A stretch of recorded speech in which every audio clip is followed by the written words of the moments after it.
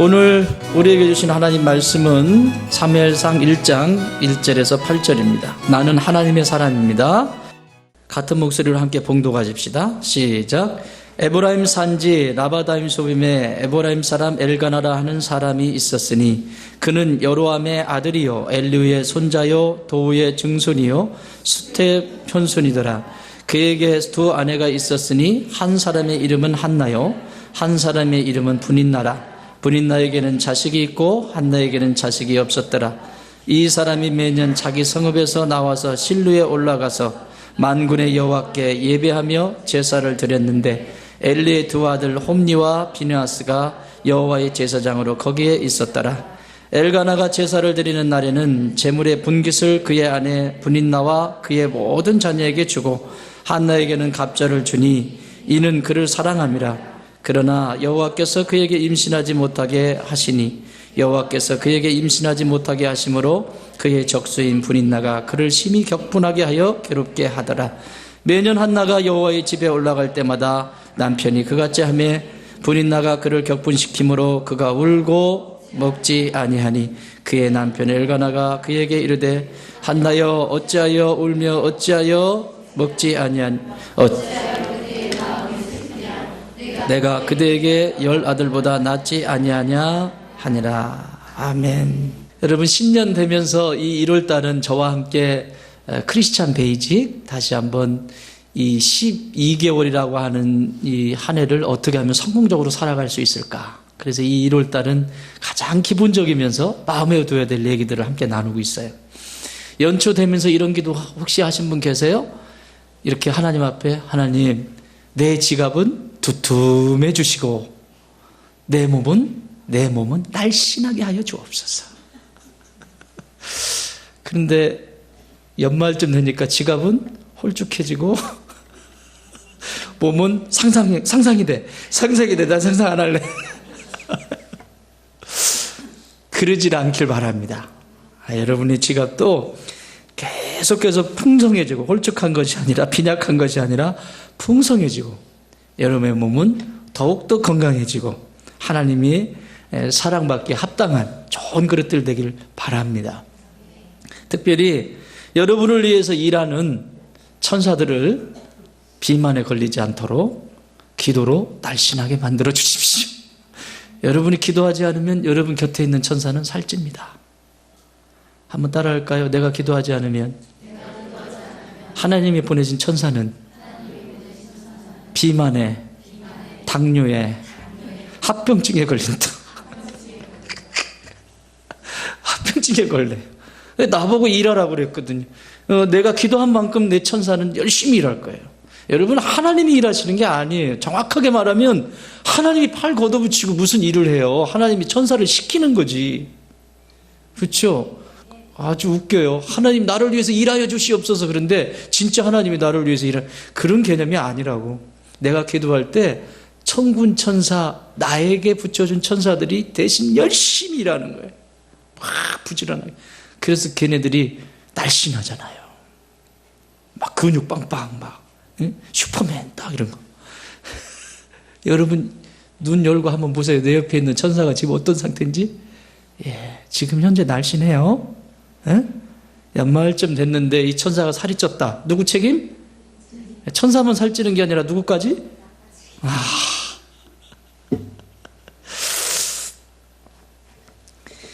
우리가 그래서 1월 달에 이 한 달 동안은 이런 가장 기본적인 것들을 다루는데 첫째 주에는 뭐에 대해서 다뤘죠? 그냥 사랑하고 격려해라.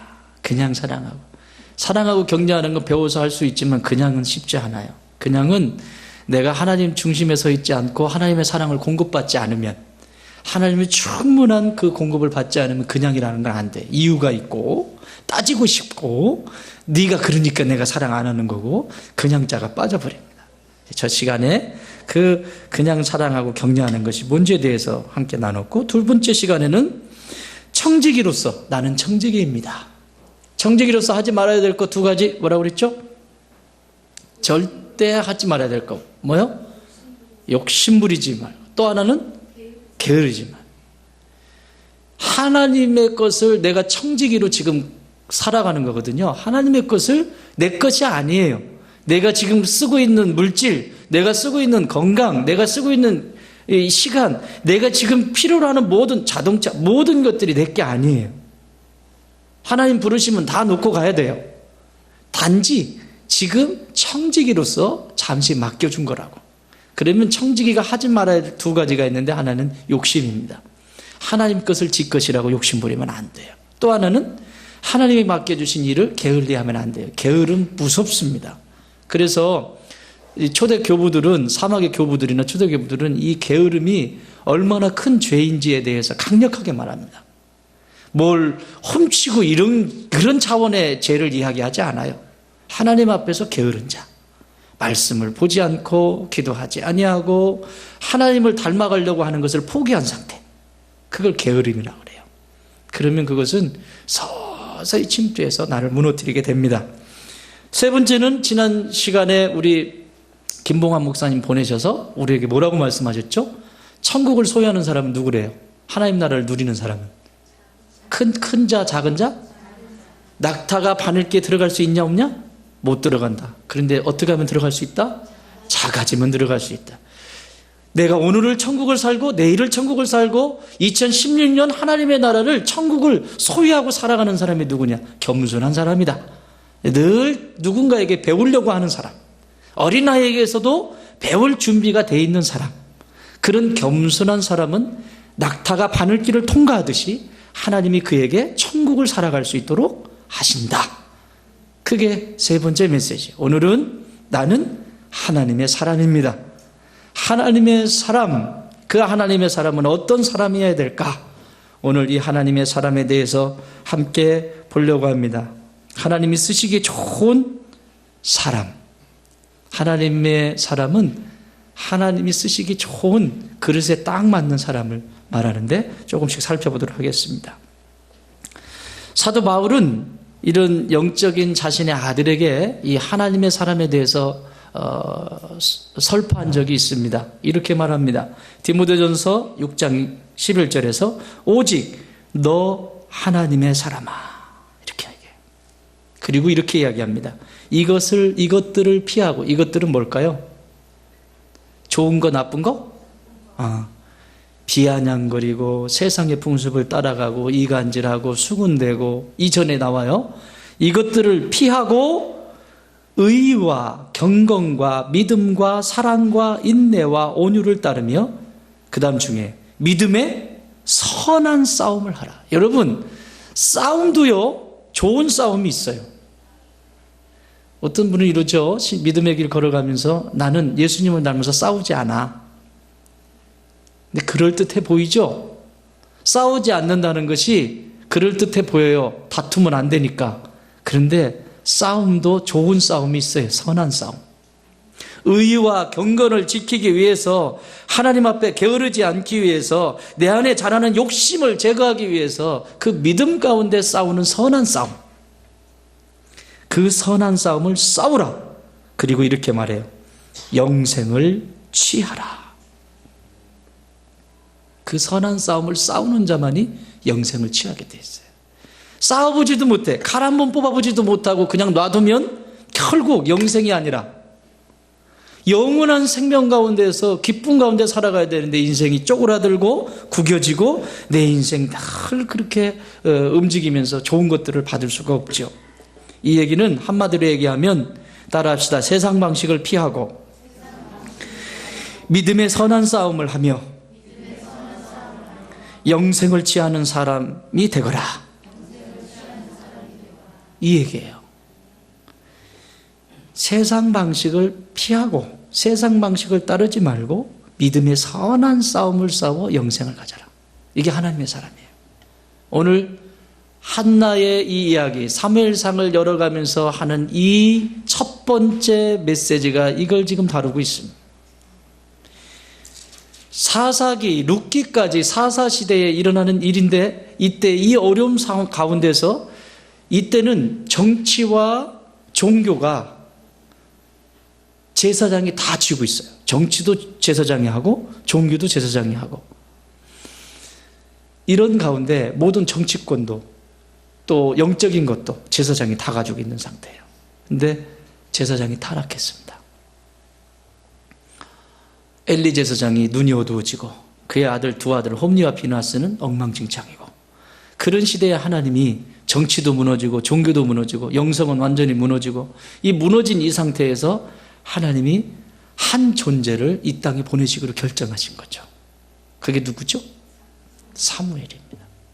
사무엘을 보내셔야 되는데 사무엘을 보내시기 위해서 한 사람을 선택하시는데 누구를 선택해요? 한나를 선택해요.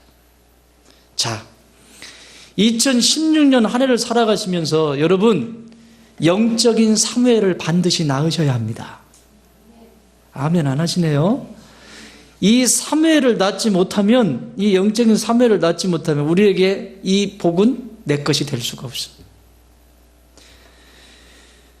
오늘 본문에 한나의 아이를 낳지 못하는 사건이 뭐가 그리 중요하기에 많은 내용을 기록하고 있을까요? 유대인들은 인원을 파악할 때 여성들은 제외입니다. 그리고 남성들만, 그 남성 우월주의가 이런 게 아니고요, 머릿수를 뗄 때 전투에 나갈 수 있는 남성들 중심으로 인원 파악을 합니다. 그런데 남성들의 이야기는 이 성경에 굉장히 많이 나와 있는데 여성들은 그렇게 많이 나와 있지 않아요. 오늘 이 한나의 이야기는 뭐가 그렇게 중요해서 이 많은 얘기들을 여기서 지금 하고 있냐고요. 왜죠? 결론적으로 말하면 이스라엘의 역사를 바꿀 만한 걸쭉한 사무엘을 태어나게 하시기 위한 하나님의 계획을 말씀하시고 싶으신 거고, 또 한 여인 한나를 통해서 보여지는 이 하나님을 사랑하는 하나님의 사람 한나를 통해서 보여지는 이 사건이 곧 저와 여러분이 오늘을 살아갈 때 함께 가야 되는 길이기 때문에 말씀하고 있는 것입니다. 하나님께서 자기 계시를 하실 때요, 사용하시는 방법이 있어요. 하나님 당신을 보여주실 때 어떤 방법 쓰실 것 같아요? 물을까요? 여러분, 멀쩡하고 내가 필요한 것이 부족한 것이 없고 다 채워졌을 때 하나님 찾아요, 안 찾아요? 잘 안 찾아요. 형식이 돼버려요. 근데 내가 고난 가운데 있으면, 시련 가운데 있으면 하나님 찾아요. 그래서 하나님이 하나님을 계시하실 때 이미 계시하셨어요. 이미 계시하셔서 다 있는데 내가 알아들을 수 있는 계시가 뭐냐? 고난이라고 하는 것을 통해서 하나님을 만나요. 그래서 우리에게 찾아오는 고난은 엄청난 유익이죠. 지금은 돌아가셨는데 제가 존경하는 목사님 중에 한 분이에요. 사랑의 교회 담임이셨던 고 오카는 목사님, 굉장히 존경하는 분 중에, 그분하고 내가 차 한잔 마셔본 적은 없습니다. 그러나 그분 안에 역사하시고 운행하시는 그 성령 하나님을 경험할 수가 있었어요. 그분의 책을 통해서 경험하고, 그분의 메시지를 통해서 경험하고, 그분이 목회를 하시는 그 방향을 보면서 경험하고. 근데 이분은 늘 이런 말씀을 하셨어요. 축복은, 하나님의 축복은 고난이라고 하는 보자기에 늘 싸서 옵니다. 하나님의 축복은 고난이라고 하는, 시련이라고 하는 보자기에 늘 싸서 옵니다. 늘 종종 하시는 말씀이셨어요. 만약에 축복이 고난이 아니고 눈에 보기 좋은 대로 있다고 하면 다 달려들겠죠. 그런데 우리가 볼 때 이 고난, 시련 좋아하는 사람 누가 있습니까? 그런데 이 고난과 시련, 오늘 한나가 경험하는 것처럼 고난과 시련이라고 하는 이 보자기에 쌓여 있어요. 그래서 이 안에 축복이 보이질 않아요. 그래서 많은 사람들이 축복은 원하되, 하나님의 복은 원하되 가까이 와서 보니 고난이고 시련이니까 이렇게 보고 보다가 갑니다. 그게 부자 청년 아니에요? 내 거 버리는 건 싫은 거예요. 그러나 그게 축복인데, 오늘날 안 그렇습니까? 이 세상에 수없이 많은 교회들이 있습니다. 그렇죠? 또 많은 교회들이 이 교회 저 교회 많이 있습니다. 뭐 큰 교회도 있고 작은 교회도 있고. 그런데 대부분의 많은 사람들은 여러분들처럼 정신 나가신 분들은 여기 앉아 계시지만 저 대부분의 많은 사람들은 큰 교회, 내가 뭐 손 하나 갖다 가지 않아도 저절로 그냥 요즘은 또 온라인으로 또 헌금까지 하대요.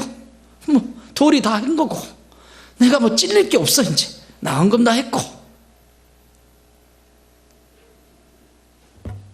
거기에는 고난도 없고 시련도 없습니다. 내 헌신이 필요하지 않습니다. 하나님의 축복을 누릴 수가 없습니다. 그래서 진짜 어려움이 찾아오면 거기서 팍 무너져 버리는 거예요. 고난이라고 하는 이 보자기로 이렇게 싸고 있어서 그것을 직면할 수만 있다면, 이 고난을 통과할 수만 있다면 이 축복은 누구 거다? 내 거다. 나는 여러분 2016년 살아가는데 그리 만만하지 않을 겁니다.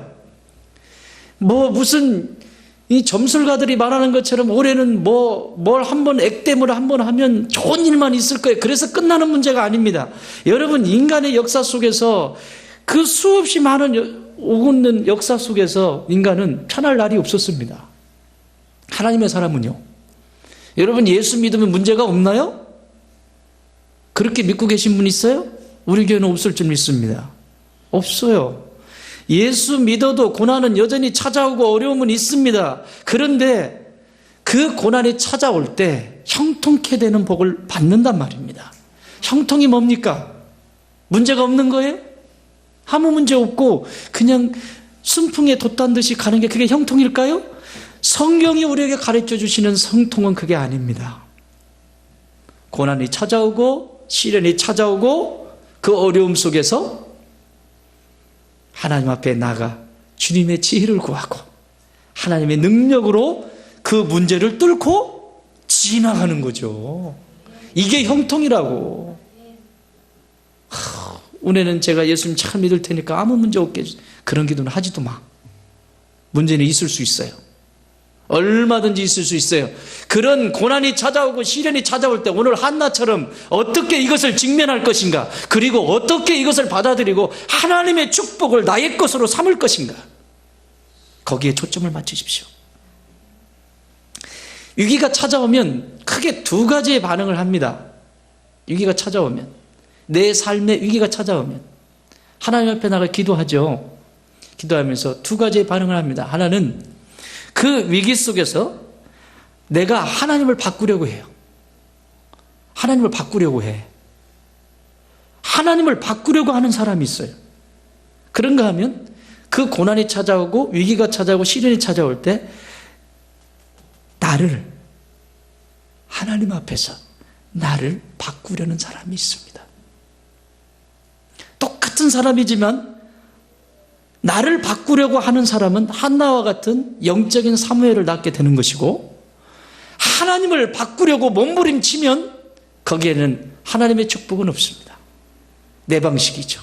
간신히 뭔가 하나 질 수는 있겠지만 아무것도 아닙니다. 사랑하는 여러분, 내 방식대로 하나님을 바꿀 수 없습니다. 따라합시다. 하나님은 내가 바꿀 수 없다. 바꿀 수 없어요. 우주적인 큰 관점에서 보자고요. 큰 관점에서 볼 때 하나님의 계획은 지금도 흘러가고 있어요. 그런데 나라고 하는 존재를 하나님이 쓰시는 거예요. 그래서 나에게는 하나님 나라의 상급이 되게 하고, 그렇게 헌신함으로 하나님 나라에 동참함으로 나는 하나님의 기쁨이 되고 하나님 나라의 상급이 되는 것이고, 그 속에서 그 복을 받아 누려요. 그런데 하나님의 계획은 지금도 우리 가정에 이렇게 하나님의 계획이 있어. 이렇게 이루어가는 계획이. 근데 내가 쑥 들어가서 하나님을 바꿔버리려고 그래. 내 방식대로. 그러면 이렇게 돌아가는 톱니바퀴가 딱 멈춥니다. 하나님은 더 이상 진행할 수가 없어요. 언제까지? 내가 하나님 앞에 무릎을 꿇을 때까지. 그래서 겉으로 볼 때는 우리 집에는 뭐를 해도 되는 적이 있다 없다? 안 된다고 하는 거죠. 멈춘 거예요 지금. 그런데 내가 하나님을 바꾸려고 하지 않고 여기서 엎드리면 그 다음에 이 동참하게 되는 거예요. 돌아가요. 교회도 마찬가지. 이건 영적 질서예요. 사랑하는 여러분, 우리는 하나님의 뜻을 바꿀 수 없습니다. 그분의 뜻은 완전합니다. 여러분의 의견이 살아온 삶의 경험으로 이해할 수 있는 수준이 아닙니다. 하나님의 계획은 완전하십니다. 이 땅에 좋은 땅 교회를 세우신 것도 하나님의 계획 가운데 있으시고 그분의 뜻은 완전하십니다. 여러분의 가정에 남편과 아내 만나서 가정을 세우신 것도 하나님의 완벽한 계획이십니다. 그러면 그 속에서 나를 바꾸려고 하나님 앞에 자꾸 나가야지. 하나님 바꾸려고 하면 하나님 바꾸는 게 뭐겠어요? 네가 바뀌면 나 바뀔게. 네가 그렇게 하면 나 바뀔게. 이건 하나님 바꾸려고 하는 태도입니다. 안 바뀝니다. 내가 바뀌면 하나님이 일하십니다. 자, 오늘 이 한나를 통해서 우리가 하나씩 살펴보도록 하겠습니다. 내가 바뀌는 그 비결이 무엇일까요? 2016년 한 해 동안 하나님의 사랑은 영적 사무엘을 낳는 존재들이 되어야 한다라고 말씀하시죠. 그것을 세상 방식을 버리고 믿음의 선한 싸움을 싸우면서 영적 사무엘을 얻는 영생의 기쁨을 맛보는 것입니다. 그렇다면 오늘 한나를 통해서 어떻게 하면 이 영적 사무엘을 낳을 수 있는 기반이 될 수 있을까? 하나님의 사람으로 믿음의 선한 싸움을 싸우며 영생을 누릴 수 있을까? 두 가지만 살펴보려고 해요. 자, 2절 한번 읽어보세요. 2절 시작. 그에게 두 아내가 있었으니 한 사람의 이름은 하나요 한 사람의 이름은 이나라. 이나라에게 자식이 있고 한나에게는 자식이 없었더라. 한나에게는 뭐가 없더라? 자식이 없었더라. 여러분, 이건 자식이 있고 없고 한 자식이 있느냐 없느냐의 문제가 아닙니다. 자식이 있을 수도 있고 없을 수도 있습니다. 그 문제가 아니라 제가 지난번에도 옛날에 말씀드린 것 같은데 한나에게 있어서 한나가 받아들이는 태도는 자식이 있냐 없냐 이것으로 끝나지 않고 내게 기도할 수 있는 기도의 제목이 있냐 없냐. 여러분, 오늘 지금 기도하고 있는 기도의 제목이 뭡니까? 기도의 제목이 없습니까? 심각한 겁니다. 지금 내가 기도하고 있는 게 뭡니까? 그 기도의 제목이 있음으로 인하여 감사하십시오. 여러분이 내가 지금 하나님을 정말 믿는다면, 그 예수 그리스도의 나를 향한 그 사랑을 정말 믿는다면 내가 지금 기도할 수 있는 기도의 제목이 있다는 것이 감사 또 감사하다는 거예요. 자식이 있다 없다? 없느니라. 하나님이 당신의 백성들을 축복하실 때 먼저 하시는 일이 있는데 그건 그릇을 점검하는 거예요. 그래서 첫 번째 지금 보시는 게 뭐냐면, 따라합시다. 내 안에 그릇을 보라. 하나님이 축복하실 때 반드시 처음 체크하시는 게 있는데 그건 그릇이에요. 그릇이 얼마나 깨끗한지. 하나님의 복은 이만큼인데 그릇이 작으면 안 되잖아요. 그릇의 사이즈는 어느 정도나 되는지 이걸 건드려 보시는 거예요.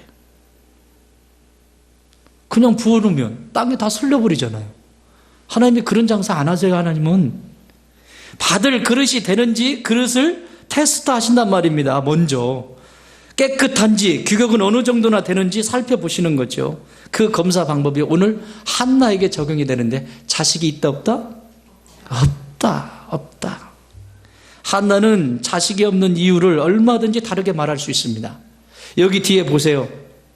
뒤에 6절에 보면 5절에 보면 한나에게는 갑절을 주니 이는 그를 사랑함이라. 누가? 엘가나가. 아이가 없는 것에 대해서 굳이 아이 주세요 이렇게 말할 필요도 없어요. 더 정확하게 얘기하면 핑계를 대기 시작하면, 예를 들면 이런 거죠. 나는 남편의 사랑이면 충분해. 아이 따위는 필요 없어. 이렇게 말하고 자식을 포기할 수 있어요. 그렇지 않겠어요? 그걸 강조하고 있잖아요. 갑절이나, 한나에게는 갑절이나 그 남편이 더 사랑하고 더 아끼고, 그러니까 아이를 못 가지니까 분인나가 옆에 와가지고 자꾸 방해 부리잖아요. 그때 한나가 이걸 직면하지 않는다면 이렇게 말할 수 있어요. 그래? 새끼 잘 키워라. 그래도 내 남편은 나만 사랑해. 끝. 그러면 그게 끝일까요? 이 안에 깊은 깊은 곳에는 텅 비어있는 무언가가 있습니다. 텅 비어있는. 그게 아니라는 거죠. 자식이 없는 것으로 끝나는 것이 아니라 그 자식의 기도의 제목이 되었다라는 말이지요. 심리학자 알프레드 아들러가 이런 말을 했어요. 사람이 살아가면서 행복해질 수 있는 용기라고 하는 책에서 이 행복해질 수 있는 용기라고 하는 책에서 이 세 가지를 얘기를 했는데 그 첫 번째가 뭐냐면 일이 있어야 행복하다.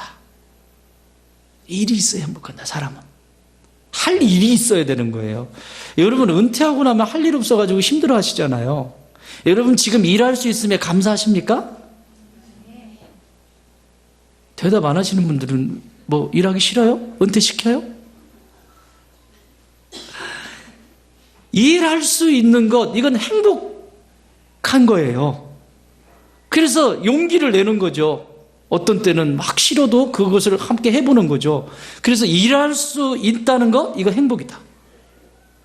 두 번째는 그 일을 할 때 일을 즐기는 것, 그거 행복이다. 일을 하면서 마지 못했어. 여러분 일하시면서 힘들거든 선교지를 생각하세요. 야, 내가 일하는 게 지금 선교지를 내가 도와야지 막 이러면서 왜 낯세게 이러세요?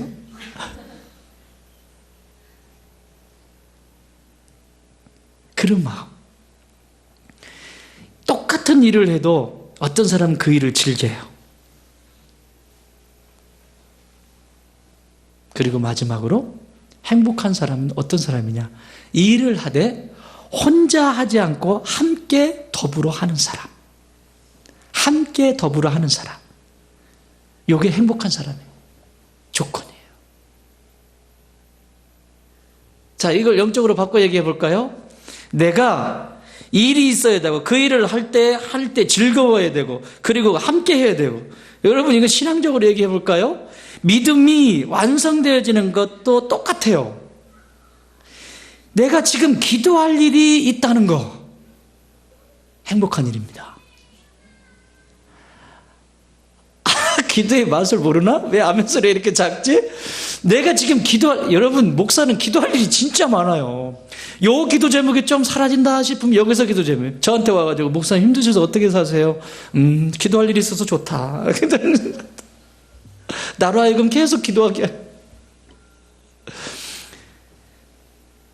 기도할 일이 있어서 감사. 또 기도해야 될 때 그것을 마지 못해서 뭐 중보기도 한다고 나오랜다.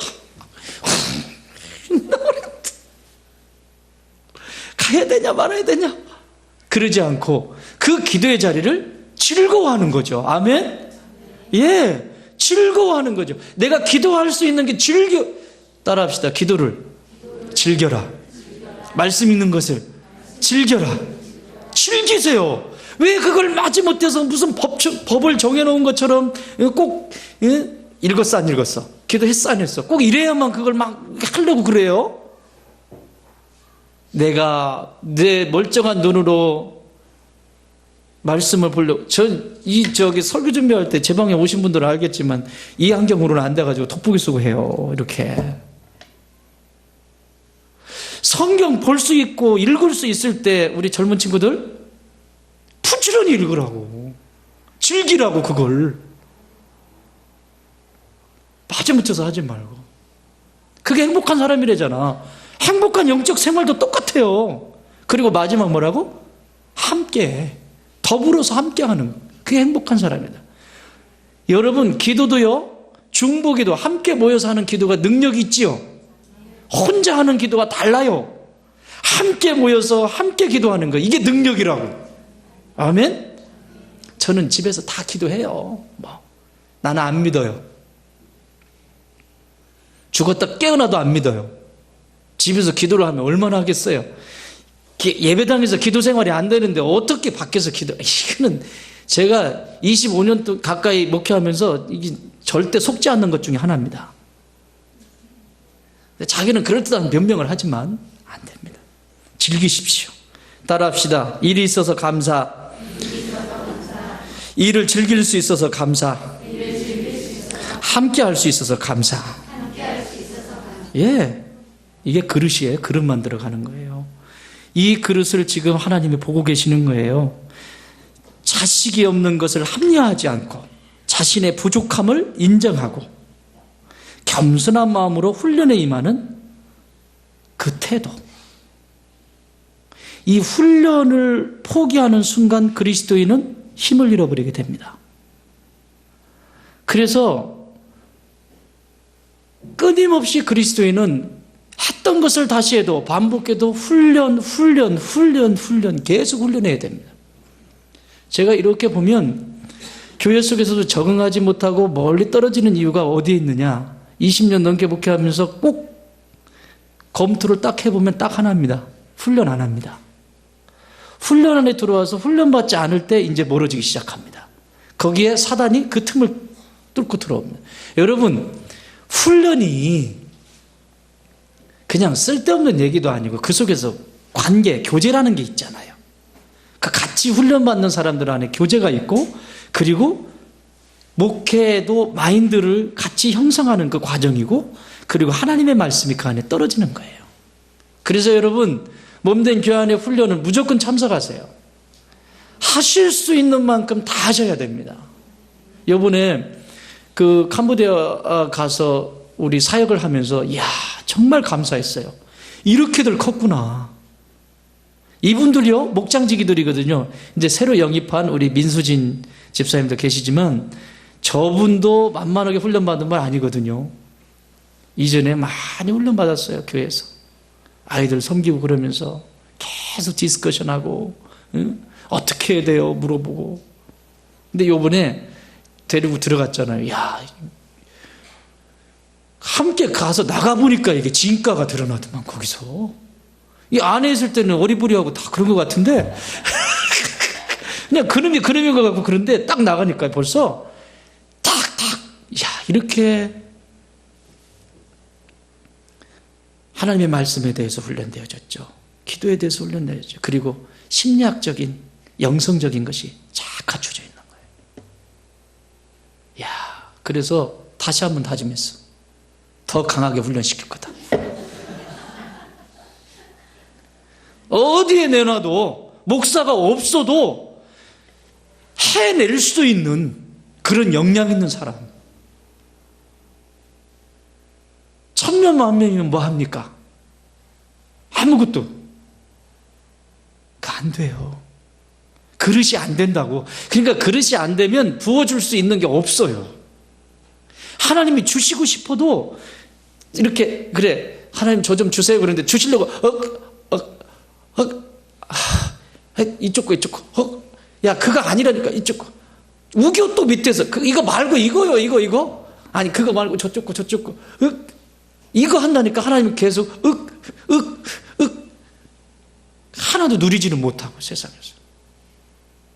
사랑하는 여러분, 나는 여러분들이 훈련 받으시기 바라요. 그릇은 그냥 되는 게 아니에요. 훈련을 통해서 이루어져요. 한나는 남들 다 가진 자식 가지지 못했다는 것, 그거 하나 가지고 궁핍하고 공핍하고, 그리고 시련 속에서 자기 자신을 하나님 앞에 보기 시작합니다. 그래서 사도 바울은 고린도후서 12장 10절에서 이렇게 말씀합니다. 그러므로 내가 그리스도를 위하여 약한 것들과 능욕과 궁핍과 박해와 곤고를 뭐하노니? 슬퍼하노니? 기뻐하노니? 기뻐하노니. 내 안에 시련이 찾아오고 내 안에 고난이 찾아올 때 하나님의 사람의 태도는 할렐루야, 아멘, 할렐루야. 그걸 기뻐하시라고, 즐기시라고. 그거 인상 쓰기 시작하면 그다음부터 고달프죠. 얼마나 힘들어지는지 몰라. 근데 그걸 감사히 여기고 기뻐하면 그 다음에 이렇게 얘기해요. 이는 내가 약한 그때의 강함이 됨이라. 할렐루야. 인정하는 거죠. 약한 존재를. 자식 없어, 인정하는 거죠. 나 그 재능 없어, 인정하는 거죠. 그래서 열심히 그것이 없으면 하나님 앞에 저 재능 주세요. 이렇게 기도할 거 아니겠어요? 그래서 하는 거예요. 내가 지금 어떤 상태인지를 바로 보고 예수 그리스도 앞에 나가는 것이죠. 하나님이 멀쩡한 한나에게 고난을 주셨어요. 왜 한나에게 자녀를 주지 않아요? 이건 하나님의 하신 일이에요. 자, 6절 읽어보세요. 시작.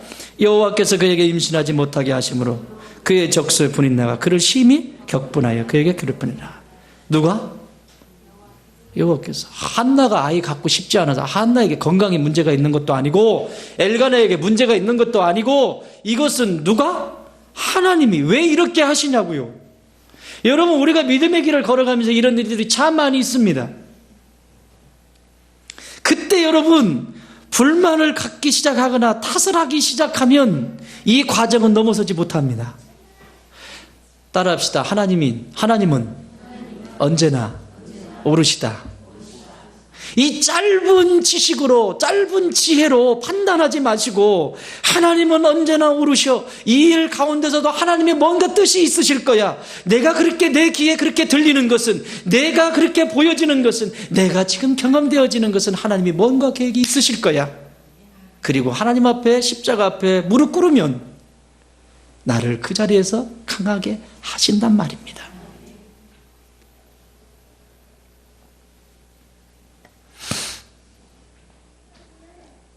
오늘도 하나님은 우리에게 건강, 물질, 재능, 학업, 영적 어떤 이런 모든 것들에 대해서 하나님은 좋은 것 주시길 원하시는데 이런 것들 때문에 장애가 됩니다. 두 번째는 여기 보시면 7절 한번 읽어보겠습니다. 7절 시작. 매년 한나가 여호와의 집에 올라갈 때마다 남편이 그같이 하매 분인나가 그를 격분시키. 그가 뭐했다? 울고 먹지 않았다. 매년 이게 아주 힘든 거예요. 여러분, 우리가 이 땅을 살면서 관계 속에서 이게 시시콜콜 매번 그럴 때 이게 굉장히 힘든 거 아시죠? 매년 엘가나가 제사 드리러 갈 때마다 이 가잖아, 떠나잖아요. 떠나고 나니까 이제 신랑이 없잖아. 없으니까 한나한테 이 분인나가 맨날 이러는 거예요. 매년 아주 지긋지긋해. 아니, 신랑이 갈 때쯤 되면 괜히 떨려. 이게 얼마나 고통인지 아십니까? 일을 못하게 하는 거예요. 이거 하려고 그러면 여기에 걸고 넘어가고, 이거 하려고 이거는요 아주 못된 짓이에요. 여러분, 지금 하나님의 일에 초점을 맞춰도 될까 말까 한 시대입니다, 지금. 그런데 그 힘을 뺀다고 하는 것은 이건 엄청난 어려움이에요. 그래서 두 번째, 한나가 이 분인나와 맞짱을 뜨지 않아요. 따라합시다. 내 안에 분인나를 찾아라. 한나는 지금 분인나와 맞짱을 뜨지 않고 내 속에 분인나의 그 모습을 보면서 내 속에 분인나를 찾기 시작합니다. 누구 앞에서? 십자가 앞에서. 자, 보세요. 10절 읽어보세요. 시작. 누구에게로 갔어요 지금? 여호와께로. 내 안에 있는 이것을 누구에게로 가지고 가냐면 하나님께 가지고 가는 거예요. 분인나를 향해서 탓을 하거나 분인나를 저주하거나 분인나에 대한 대항이 아니라 저런 똑같은 모습이, 저 모습이 내 속에 있다 없다?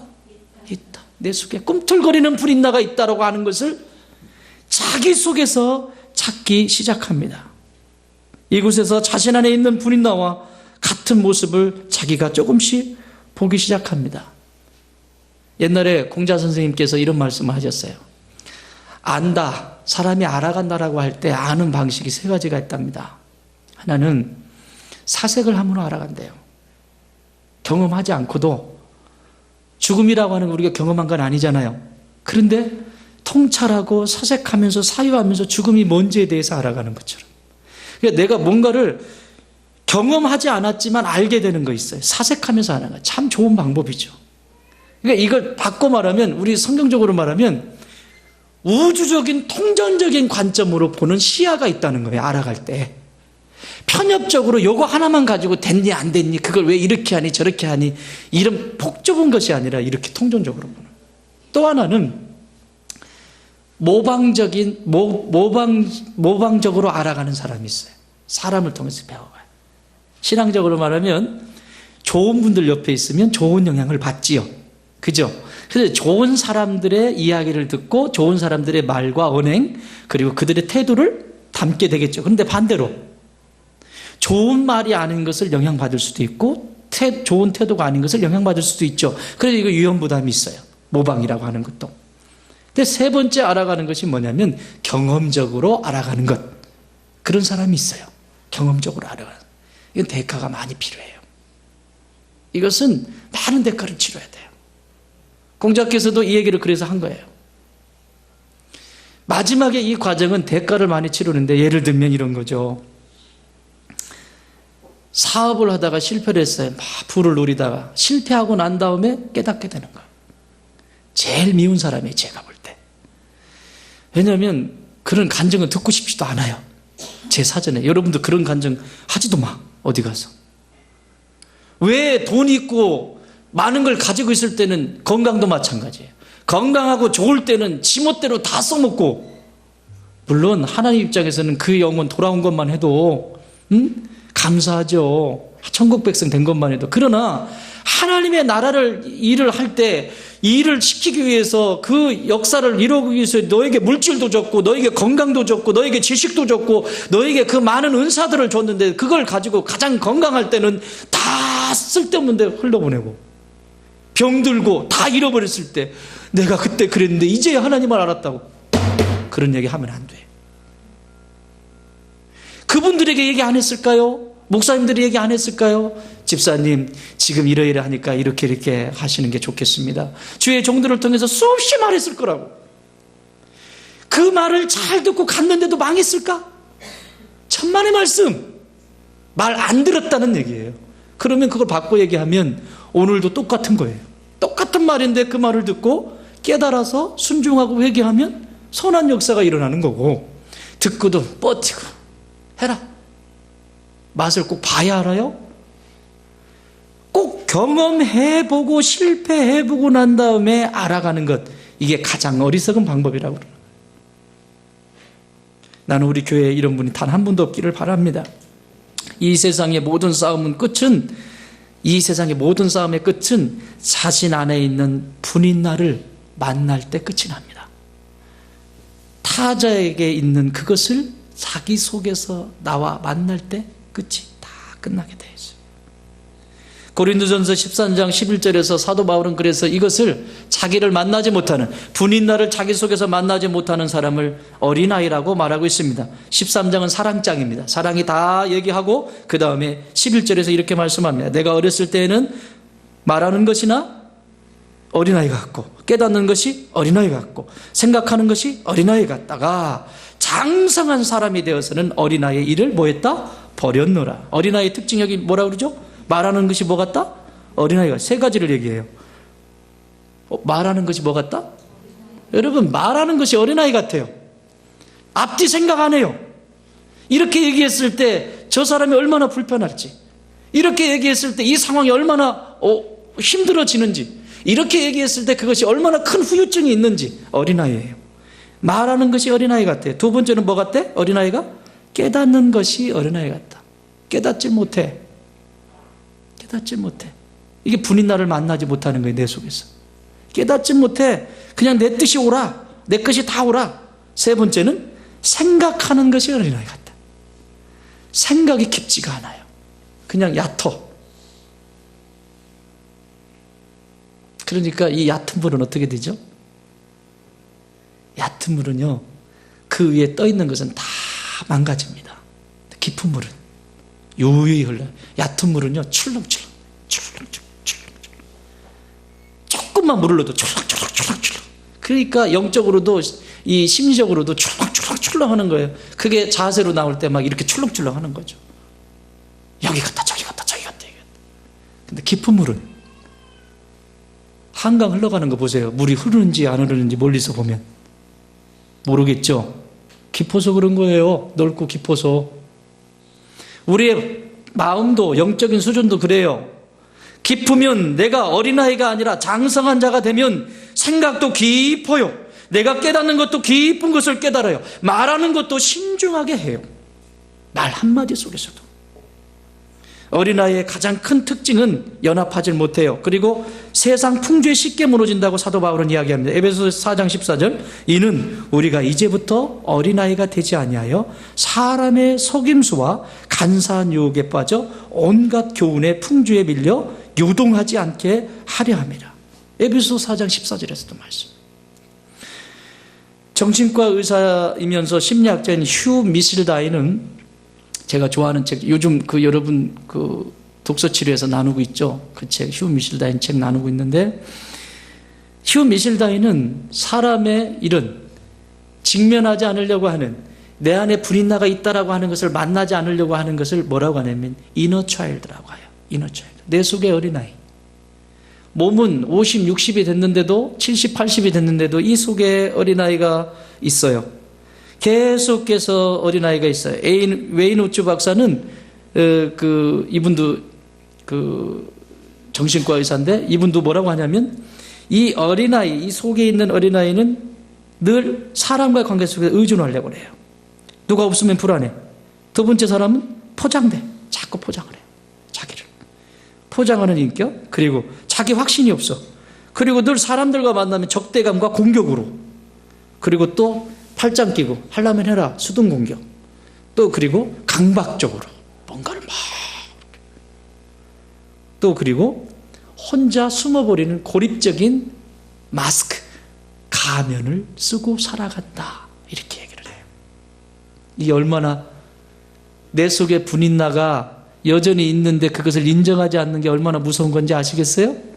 그러면서 문제가 생깁니다. 내 몸은 어른인데 어린 시절의 좌절의 경험과 상처를 통해서 고착되어 버린 정서적인 아이가 오늘 내 인생의 자동차, 내 인생의 자동차라고 하면 그 자동차의 운전수로 탁 타 있다. 어떻게 될까요? 인생이 어떻게 될까요? 인생이라고 하는 자동차가 전봇대에 부딪히지, 여기 부딪히지, 사람 만나면 또 여기 부딪히지, 나중엔 다 찌그러지고 여기 찌그러지고 다 찌그러져가지고 폐차. 사랑하는 여러분, 이것을 미친 운전수라고 말합니다.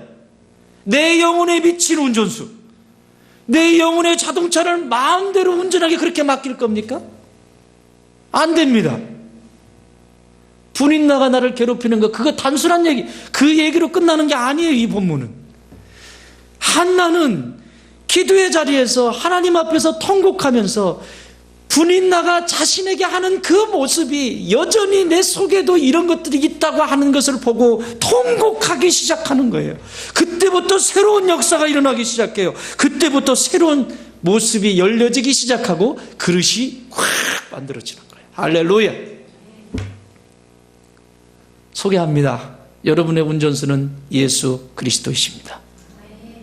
여러분의 영혼의 운전수에, 인생의 그 자동차에 그 운전수가, 운전하시는 분이 예수 그리스도라면 끝나는 거 아닙니까?